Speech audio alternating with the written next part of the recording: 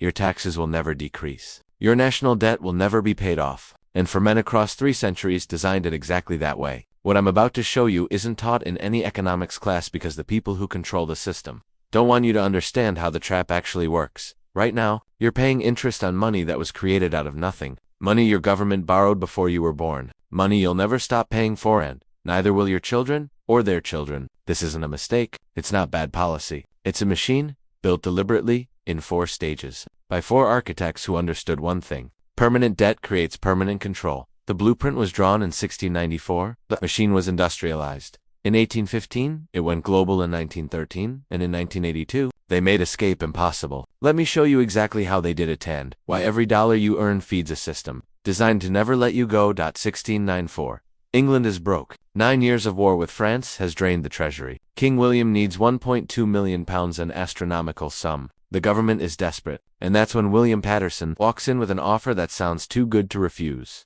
Paterson isn't offering to lend the government money. He's offering something far more valuable, the ability to create money out of thin air. His proposal: create the Bank of England, a private institution that will lend the government £1.2 million in exchange for one small detail: the debt never has to be repaid. Wait, stop right there. Read that again. The debt never has to be repaid. Only the interest, forever. Think about what that means. You borrow money, you pay interest. But the principal? It stays on the books permanently. You become a perpetual debtor and the lender becomes your permanent creditor. This wasn't a loan. It was a relationship, a power structure disguised as finance. Parliament approved it. The Bank of England was born. And from that moment forward, the British government became permanently indebted to a private bank. Taxes would flow to the bank as interest payments, not to pay off the debt, to service it forever. Paterson didn't just create a bank. He created a model, a template that would spread across the world. Because once you understand this trick, you realize something terrifying. Governments that can never escape debt can never escape control. But Paterson's model had a limitation. It only worked in one country. What came next would make it global. June 18, 1815. The Battle of Waterloo. Napoleon is facing his final defeat. But 200 miles away in London, Nathan Rothschild is about to pull off the greatest financial coup in history, not by fighting, but by knowing the outcome first. Rothschild's network of couriers gets him the news before the British government. Napoleon has lost. While London panics, believing Britain might lose, Rothschild starts buying British government bonds, massive quantities, at rock-bottom prices. When the truth arrives 24 hours later, the bond market explodes. Rothschild doesn't just make a fortune, he acquires a dominant position in British sovereign debt. And that's when he does something revolutionary. He makes government debt tradable. Before Rothschild, lending to governments was bilateral: one lender, one borrower, static, local. Rothschild turned it into a market. Bonds could be bought, sold, traded across borders. Sovereign debt became an asset class, a commodity, and Rothschild's bank became the middleman for governments across Europe. Here's why that matters. Once debt becomes tradable, it becomes interconnected. Britain owes Rothschild, France owes Rothschild, Austria owes Rothschild. If any one of them defaults, the whole system crashes. So none of them can default. They're locked into the web. Rothschild didn't just industrialize debt, he made it systemic. A network where every nation's survival depends on keeping the debt alive, not paying it off, keeping it flowing. Because the moment one thread breaks, the entire web collapses. And now the trap has gone international. But there's still one limitation. It requires gold, real, physical gold, to back the loans. That constraint is about to be removed. December 23, 1913. Most of Congress has left for Christmas. A small group of senators passes the Federal Reserve Act in a near-empty chamber. President Woodrow Wilson signs it the same day. And just like that, America creates a central bank. 103 years after killing the last one. But this isn't just another Bank of England clone. This is evolution. Because J.P. Morgan and his circle of bankers designed something Paterson and Rothschild never had. A central bank that can create money without gold. Let me show you the mechanism. Because this is where the trap becomes infinite. The U.S. government needs money. It doesn't raise taxes. It issues a bond, a promise to pay back the money plus interest. The Federal Reserve buys that bond. But here's the magic trick. The Fed doesn't have the money. It creates it. Out of nothing. A ledger entry. Digital ones and zeros. The government gets money that didn't exist. The Fed gets a bond-on asset that pays interest forever. And you get inflation. Because money was just created. But no goods or services were created to match it. Your purchasing power gets diluted to pay for government spending. But that's not even the trap yet. Here's the trap. Once the government spends that money into the economy, paying contractors, employees, programs it, circulates, it becomes the money supply. The economy now runs on debt-created money. If the government paid off the debt, that money would disappear. The economy would contract. Jobs lost. Businesses failed. Deflation. spiral, so the debt can't be paid off. It has to grow forever. The Federal Reserve didn't just create a central bank. It created a system where economic growth requires expanding debt, where stability means permanent borrowing, where the machine only works if it never stops. By 1971, Nixon severs the last link to gold entirely. Now there's no anchor, no limit. Debt can expand infinitely, and it does. U.S. national debt in 1913, $2.9 billion. Today, $36 trillion. Not because of waste, because the system requires it. But there's still one escape hatch. What if a country just walks away, refuses to pay, defaults and starts over? That loophole is about to be closed. August 12, 1982, Mexico's finance minister walks into the U.S. Treasury and says 3 words that will reshape the global economy. We can't pay Mexico's debt. $80 billion.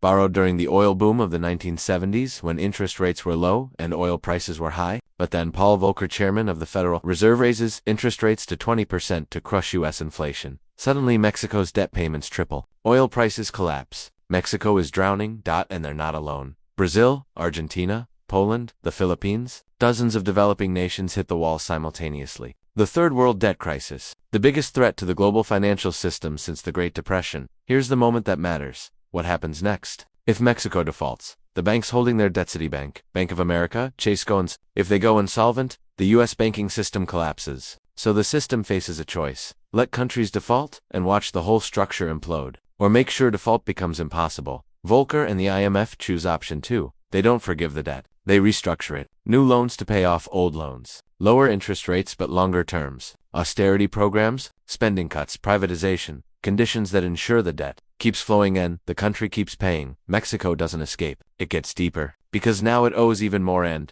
the IMF controls its budget. This becomes the model. Every debt crisis after 1982 follows the same script. Russia in 1998, Argentina in 2001, Greece in 2010, Sri Lanka in 2022. The pattern never changes. Countries can't pay, so they borrow more to pay the old debt, and the debt grows. Volcker didn't just save the banks, he closed the escape hatch. He made default impossible because now the entire global financial system is interconnected. Banks, governments, pension funds, insurance companies, holding each other's debt. If one major player defaults, everyone crashes. So no one is allowed to default. They restructure, refinance, roll it over, forever. The trap is now complete. For architects, 4 stages. One system. Let me show you what this looks like in your life right now. You're born into a country with national debt. That debt was created before you existed. You didn't vote for it. You didn't benefit from the spending, but you'll pay for it through taxes your entire life. When you take out a mortgage, you're borrowing money the bank created from nothing, the same way the Fed does. You pay it back with real labor, real hours of your life. But the bank, they created it with a keystroke.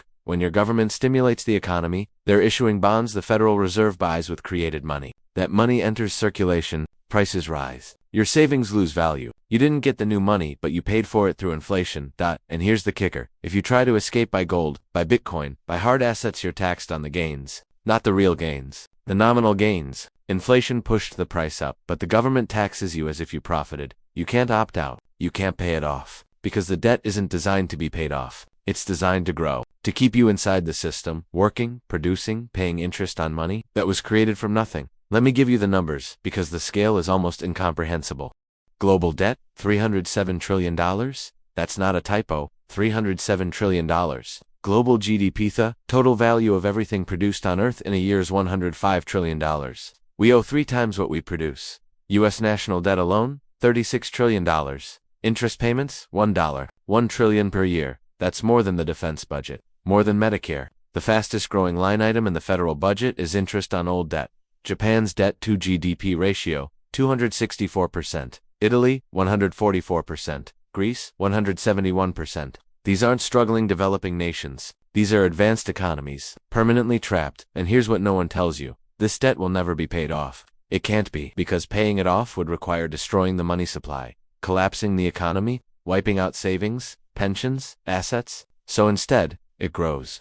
Every crisis, the solution is the same. Create more money, issue more debt, kick the can down the road. Because the alternative, letting the system collapse, is unthinkable. The people who designed this system understood something you're not supposed to realize. He who controls the debt controls the country. When your government is permanently indebted, it's permanently dependent. Dependent on bond markets, dependent on central banks, dependent on the institutions that buy its debt. It can't make decisions that threaten those institutions, because if they stop buying bonds, the government can't function. This is why fiscal discipline never happens. Why debt always grows? Why promises to balance the budget always fail? Because balancing the budget would mean shrinking the money supply, crashing asset prices, destroying the wealth of the people who own the debt. The system isn't broken, it's working exactly as designed. Permanent debt creates permanent control, and you're inside it. So what do you do with this information? First, understand that inflation is a tax, and when they print money, they're taxing your savings, your wages, your purchasing power. That's not a side effect, that's the mechanism.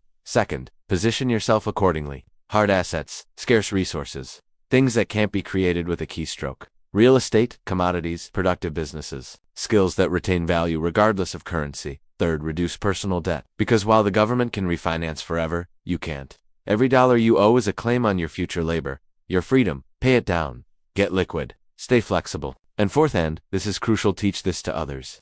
Because the system depends on ignorance. On people believing national debt is like household debt, that it will be paid off someday, that it's temporary. It's not temporary. It's permanent. By design. For men. For stages. 330 years. William Paterson made government debt permanent. Nathan Rothschild made it global and interconnected. J.P. Morgan made it infinite through central bank money creation. Paul Volcker made escape impossible through forced restructuring. And now you live inside the machine they built. A system where money is debt, where debt can never be repaid, where economic growth requires expansion of borrowing, where your taxes don't fund services, they service interest on loans created from nothing. This isn't a conspiracy theory, it's monetary history. The documentation is public. The mechanisms are taught in economics courses, just not the implications. The question isn't whether the trap exists. The question is, what do you do now that you see it? Because once you understand the system, you can't unsee it. Every tax bill, every interest payment, every inflation report, you'll see the machine running, and you'll realize they designed a system you can never escape, but you can survive it if you know how it works.